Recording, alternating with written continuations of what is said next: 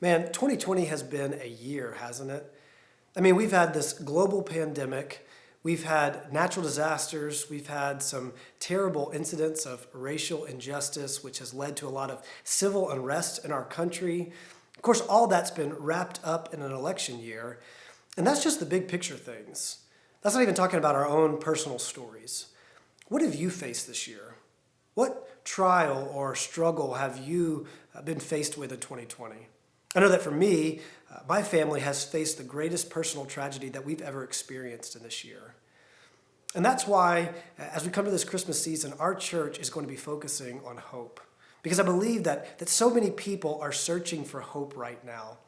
Because so many people have found that whatever they were placing their hope in has been pulled out from underneath their feet. And we want to begin this time of Advent by asking the question, why do we need hope?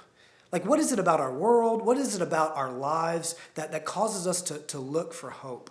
You know, there's a lot of people in our culture who don't believe that there is a God. They really just believe in our physical world and nothing outside of it. They think that our earth just kind of sprang into existence millions and billions of years ago, and through the process of evolution, here we are today. And my question is, if that's the case, then why do we long for something more? Like, if all this has just happened randomly through evolution, why are our hearts broken by injustice?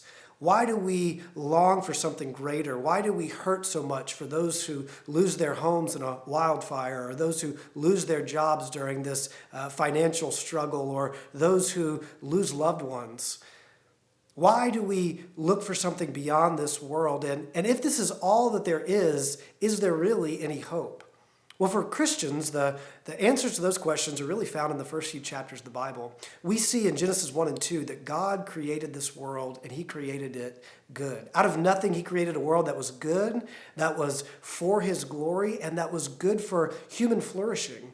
But what we see in Genesis 3 is that instead of bearing God's image as they were created to do, man and woman instead decided to try to take God's place. They left God's good design to follow their own path, and when they did, sin entered our world. And now our whole world has been affected by sin.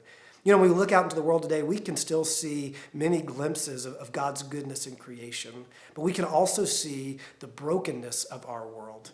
And I believe that is what is causing us to long for hope, something that we can hope in that is outside of this broken world.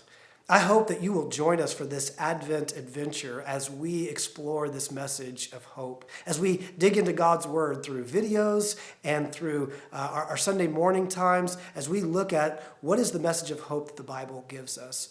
And not only watching these videos and joining us on Sunday mornings, but I hope that you'll share these resources with other people. I hope that you'll post on social media or send texts and emails and help us get this word out, because there's a lot of people in our world who are searching for hope, and we have a hope worth sharing.